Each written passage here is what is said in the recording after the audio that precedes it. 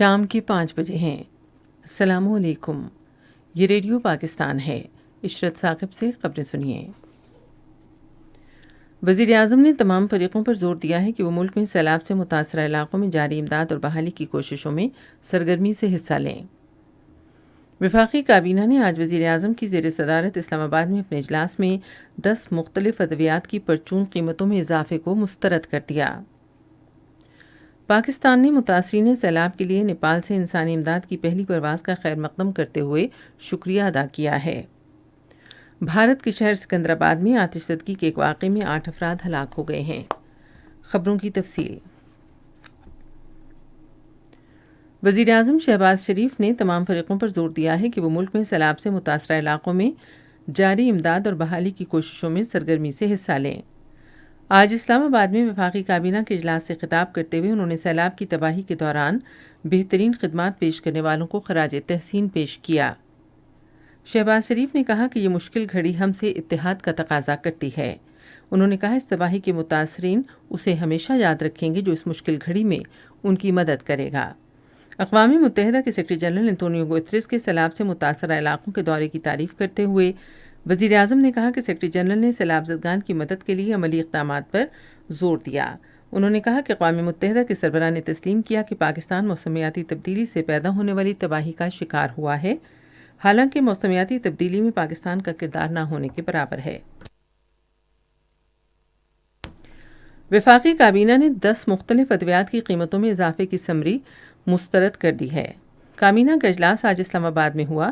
وزارت قومی صحت نے ادویات کی قیمتوں میں اضافے کی سمری کابینہ کو بھجوائی تھی۔ اس موقع پر وزیر اعظم نے کہا کہ وہ ادویات کی قیمتیں بڑھانے کی تجویز کی حمایت نہیں کرتے۔ وزیر اعظم نے وزیر خزانہ مفتاح اسماعیل، وزیر تحفظ خوراک طارق بشیر چیمہ، وزیر برائے سمندری امور فیصل سبزواری، وزیر تجارت سید نوید قمر اور امور کشمیر اور گلگت بلتستان کے لیے وزیر اعظم کے مشیر قمر زمان کائرہ کو صوبوں کے درمیان گندم کی قیمتوں اور یوریا کی تقسیم میں ہم آہنگی لانے کا ٹاسک بھی دیا۔ کابینہ نے 30 جون تک بجلی کے پنکھوں کے لیے توانائی کی کارکردگی کا معیار بڑھانے کی بھی منظوری دی۔ ایسے ملک جن کے ساتھ باہمی قانونی معاونت کے معاہدے نہیں ہیں، وفاقی کابینہ نے ان سے ایسے معاہدوں کی سمری کی بھی منظوری دی۔ اجلاس میں سرکاری حج کوٹے کی اوور بکنگ کے معاملے کا بھی جائزہ لیا گیا اور وزیر اعظم نے اس معاہدے پر وزارت خزانہ اور اسٹیٹ بینک سے وضاحت طلب کر لی ہے۔ وزیر اعظم شہباز شریف جمعرات سے ازبکستان کا 2 روزہ دورہ کر رہے ہیں، جہاں وہ شنگھائی تعاون تنظیم کے رکن ملکوں کے سربراہان مملکت کی کونسل کے سالانہ اجلاس میں شریک ہوں گے۔ شنگھائی تعاون تنظیم کے رکن اور مبصر ملکوں کے رہنماؤں سمیت SCO کی ذیلی تنظیموں کے سربراہوں اور دوسرے مہمانان خصوصی اجلاس میں شریک ہوں گے۔ شنگھائی تعاون تنظیم کے رہنما موسمیاتی تبدیلی، غذائی تحفظ، توانائی کے تحفظ اور پائیدار رسد سمیت اہم علاقائی اور عالمی معاملات پر تفصیلی تبادلہ خیال کریں گے۔ وہ ان معاہدوں اور دستاویزات کی بھی منظوری دیں گے جن سے تنظیم کے رکن ملکوں کے درمیان مستقبل میں تعاون کی راہ متعین ہوگی۔ وزیر اعظم سربراہ اجلاس میں شرکت سمیت سربراہان مملکت کی کونسل کے اجلاس کے موقع پر دوسرے رہنماؤں سے 2 طرفہ ملاقاتیں بھی کریں گے۔ بحری امور کے وزیر سید فیصل سبزواری نے وزیر اعظم کے فلڈ ریلیف فنڈ کے لیے عطیے کے طور پر 1 کروڑ روپے کا چیک پیش کیا ہے۔ انہوں نے یہ چیک آج وزیر اعظم شہباز شریف کو اسلام آباد میں ایک ملاقات کے دوران پیش کیا۔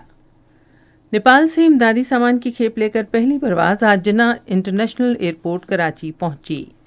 سندھ کے وزیر سماجی بہبود ساجد جوکھیو، وزارت خارجہ اور NDMA کے حکام نے سامان وصول کیا۔ دفتر خارجہ کے ترجمان نے کہا کہ امدادی اشیاء بھجوانے پر نیپال کا شکریہ ادا کیا گیا ہے۔ بھارت کے شہر سکندرآباد میں آتش زدگی کے واقعے میں کم سے کم 8 افراد ہلاک اور 11 زخمی ہو گئے ہیں۔ یہ آگ ایک الیکٹرک اسکوٹر کے شو روم میں لگی۔ اس حادثے کو ملک میں الیکٹرک گاڑیوں کے حادثات میں بدترین حادثہ قرار دیا جا رہا ہے۔ اس کے ساتھ ہی اب تک کی خبریں ختم ہوئیں۔ مزید خبروں اور تجزیوں کے لیے ہماری ویب سائٹ ہے radio.gov.pk اور آپ فیس بک کے link radio Pakistan news official پر براہ راست ویڈیو سٹریمنگ بھی ملاحظہ کر سکتے ہیں۔